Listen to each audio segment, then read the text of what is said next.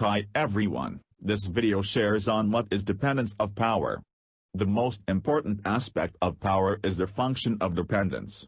When a person is depending on you, it means that you are in power. And, the more people depending on you, the more powerful you become. In the context of the organization setting, should you be the manager or the leader, being a person with power is good as it allows you to manage and influence your team. However, on the other hand, if you are in a business deal, and you are dealing with only one supplier, this is a risky situation. This is because, you are depending on the only one supplier for your items. In this scenario, you may need to spread your choices and not depending only on one supplier. Now, let's look at what creates dependence. Dependence happens when you are the one who controls resources which are important to the other party. Therefore, we need to ensure that the resources in our possession need to be perceived as very important to them and they really need it. Otherwise, they are not able to function and complete their task. Next, we have to make sure that our resources are perceived as scarce. Scarce means not easy to find. In other words, you need to make sure that your resources are unique and different. For example, if you are a fresh graduate majoring in business administration, then you are not scarce, but if you are a graduate in business admin, and have the fluency to communicate in 5 different languages and you have shown your ability to lead, then you are considered scarce as a fresh graduate.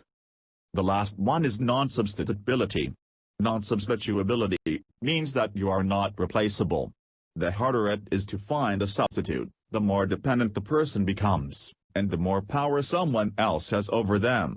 Therefore, if you're the only person who knows how to make a piece of the equipment or process to work, you are indeed very powerful in the organization. Therefore, in the organization, if only one person has the resource, or has access to the resources, then he or she is very powerful, as everyone in the organization will have to be dependent to him. However, this is indeed very critical as should he or she leaves the organization, or play truant, it may delay the organization's objective. So, managers or leaders need to ensure that more specialists are created in the organization. This is to certify that we do not rely on depending only on one specialist for advice or expertise.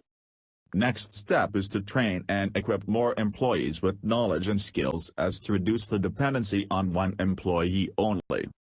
The third one is to have substitute, or alternative to the mode of work. This is to allow for alternative of options in ways to complete the task. The fourth step is to encourage more knowledge sharing among employees.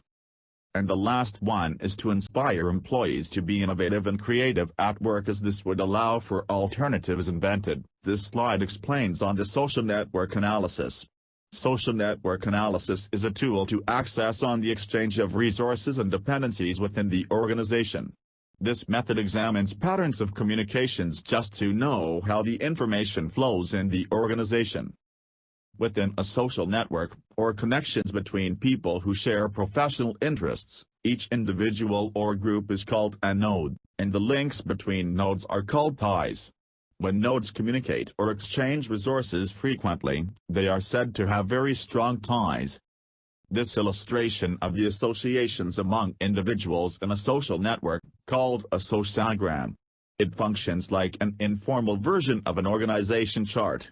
The difference is that a formal organization chart shows how authority is supposed to flow, whereas a sociogram shows how resources really flow in an organization.